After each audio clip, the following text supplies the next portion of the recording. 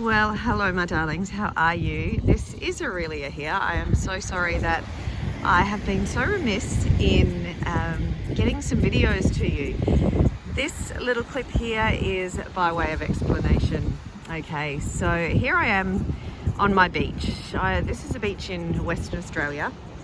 Now I have actually accepted a job in Queensland, Australia.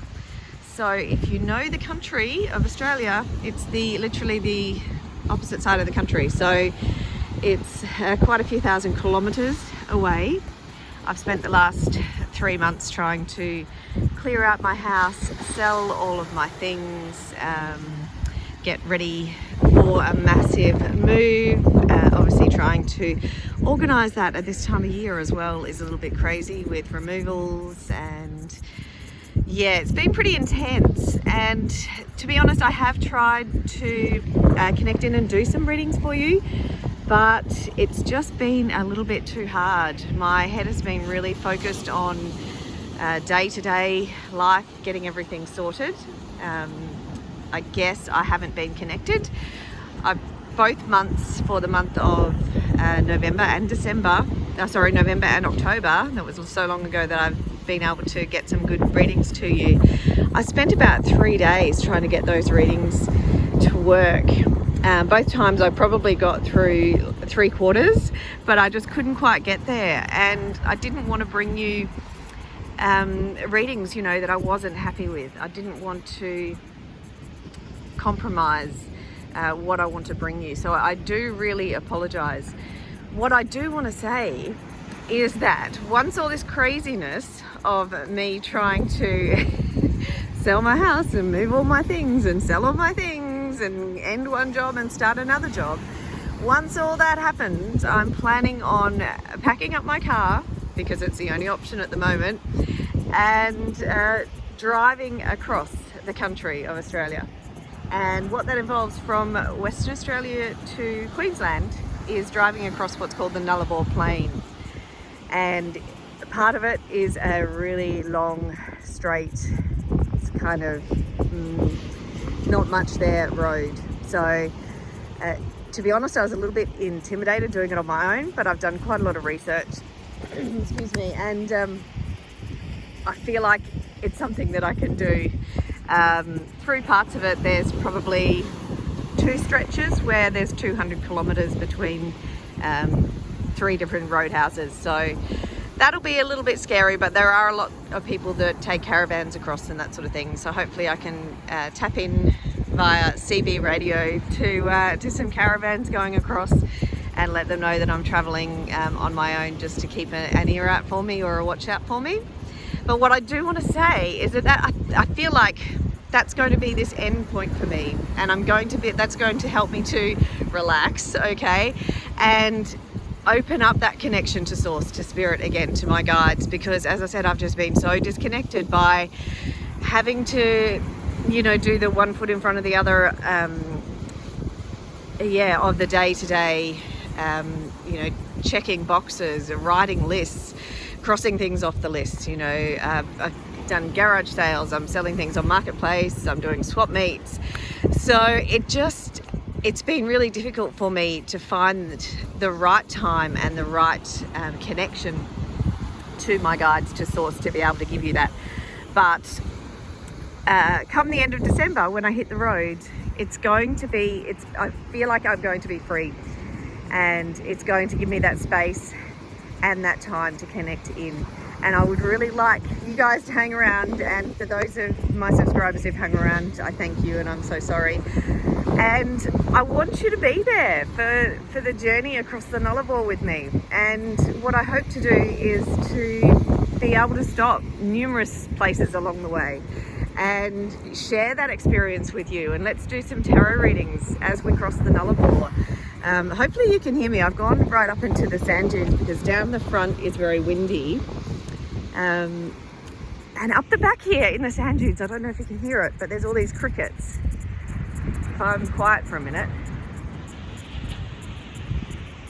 you might be able to hear all the crickets. And I didn't want to go too high into the sand dunes, because if you know anything about Western Australia, particularly Australia as well, is snakes. We've got some beautiful poisonous snakes that hang out in these sand dunes in spring and summer. So I'm not really keen to go too high up into there. But I will take you down to the ocean, to the water as well. Again, I didn't want to take you down here for the main part of the video because the waves are very loud. That's a nice complaint to have, isn't it? The waves are very loud and the wind is quite loud down here as well. So we'll just come down and have a quick look. And then we'll go back and pull a couple of cards. I did bring some cards with me. Hopefully you can hear me over the waves and the wind. Try and block the wind if I can. There's a pelican there flying over looking for a morning feed. Not sure if we can see him on the video. Again, if you are international, not sure if your part of the world has pelicans, but I absolutely love them. The big bills that they have.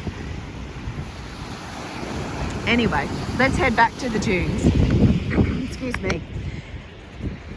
So what I was saying was, if you are happy to hang around, and I really hope you do, I'd love you to be there to share that journey of the Nullarbor Plain with me. And as I said, we will stop and we will do tarot readings in the middle of nowhere across the country of Australia.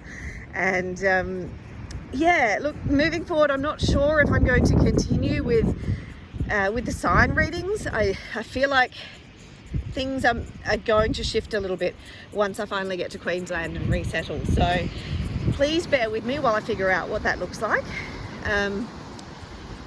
You know, it may even kind of, I don't know, lean towards more even leading meditations or teaching people how to connect in with their guides or their chakras or something like that. So if there's anything particular you are particularly interested in, please do let me know, and maybe that's something that I can look to incorporate into the channel when I get settled. I'm going to try and sit down here while I'm holding the camera. Oh, right. Now I've kind of got this propped up against the Muse Tarot box. Let's see if this works. Can we see that? Yeah. All right, so I'm going to try and prop the camera up and we'll pull some cards and see what they say, hey? If you're still watching, thank you. Right. Hopefully you can hear me. Let's pull some cards. Okay. I think let's just get a general message from the guides for now. Can we have a general message for the guides for anyone that's watching? We're using the Muse Tarot. So as always, I do connect into my guardians, guides, angels, and ancestors who love me unconditionally and are of the highest vibration. Can we have some general guidance for anyone who's still watching at this point? Again, thank you.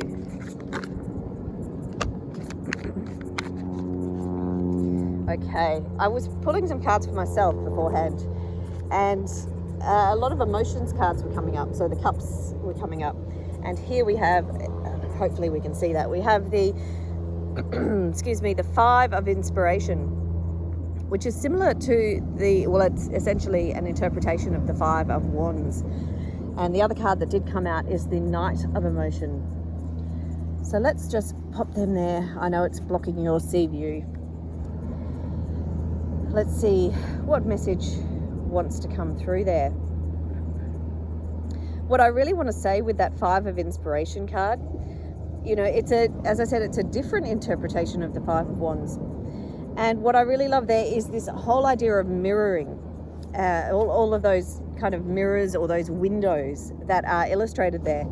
And what that's coming through for me is that it might be a time of reflection for all of us. Okay, we might be looking at what aspects of us ourselves. So there's five images of that same woman in that image. So looking at different aspects of ourselves and looking maybe into a window into our soul, looking into a mirror and seeing what's reflected back at us. So it's really about taking that time to connect in with who we are and really understand who we are on an intimate level. Now, really, again, if you've seen some of my videos in the past, again, thank you. But what I really do is I use the cards as as triggers, okay? I don't interpret them literally, and it's kind of like a way of the guides, my guides, source, kind of giving me little clues and helping me to interpret the message. So this is the message coming through with this card, is that can we take the time to step back, have some space, have some quiet time, and reflect, like this whole idea of mirroring or images, looking through a window, having that time to reflect, having that space, or looking into a mirror and looking at what's reflecting back at us. And is that something, what we're seeing in the mirror something that that inspires us? Is there something we want to change about ourselves, or can focus on changing perhaps? Maybe even looking into that mirror and seeing, maybe even seeing some shadows, a little bit of shadow, and seeing whether you want to look at that, whether you're ready to look at that. The Knight of Emotions, okay, if we have a look at this card here, I hope you can see it there enough on the camera, but we can see that horse is playfully splashing around in some shallow water, and this is a really lovely, you know, after everything that I've kind of spoken about, it's been a really stressful number of months for me, to be honest. So to see that Knight of Emotions card come through, it's really, you know, I know I've still got another 3 or 4 weeks of complete chaos, all right, complete craziness, but I feel like once I get to the end, then I'm going to get to this place where I can play and explore. And it is my intention to take hopefully 10 days to travel across, and you know, in between jobs and moving state, moving jobs, moving house, moving, you know, etc. It's a massive move, so I feel like I'm going to need that space to really play, to have a road trip, to have some fun on my own, to, you know, turn the radio up loud in the car, and yeah, just be playful, just be joyful, because I've been really bogged down in the mundane, in the chores, in the getting everything done. And while I don't want to be this to be about myself, I feel like this message has come up because it's relevant for some of you. So not only that idea of reflection and looking into yourself, looking into your soul, looking into those windows, not only that, but also this reminding us about this element of play, reminding us to tap into that joyfulness, that place where our cup is literally overflowing with joy and happiness and abundance, okay? For some of you, it could mean also that there's some romance as well that maybe is being offered or coming in, or there may be some energy that's coming in towards you that is light and fun and playful, all right, which is a really lovely thing to see this time of the year. You know, it is a fairly festive time, hopefully for many. There are some that don't have a festive time of year this time of year, but hopefully for you, it will be very festive and joyful and fun, okay? And as I said, potentially some romance there. Now let's just have a quick look at the Rider-Waite-Smith deck, see if there's any other messages that want to come through there. Okay. And it's very windy. I wasn't expecting it to be this windy, to be honest, but that's okay. After I finish up here, I'm going to go jump in that beautiful Western Australian ocean and let the salt water do some cleansing. And then I'm going back to packing boxes. Okay. All right. So the Rider-Waite-Smith, we have the 7 of Swords and we have the Star. Okay. So the 7 of Swords can be about can be about lying, cheating, stealing, betrayal, etc. I feel like that's not really the message that's coming through, okay? The 7 of Swords can also be about tactics.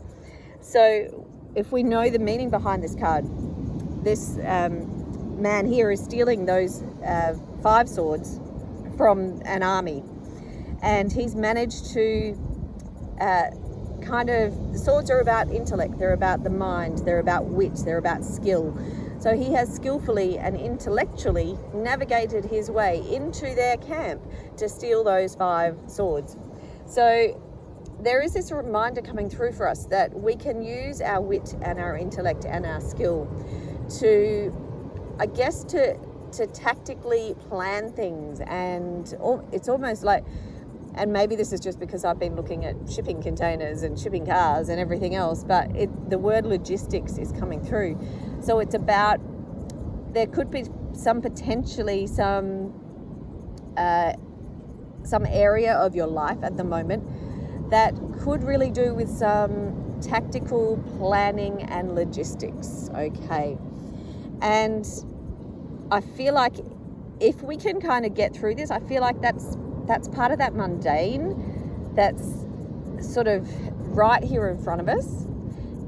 And I feel like if we can get through that, I don't want to say it's boring, because it's necessary. It's necessary to do these planning things. It's necessary to do these, have these steps in place for us to get to the next place or the next point in our lives.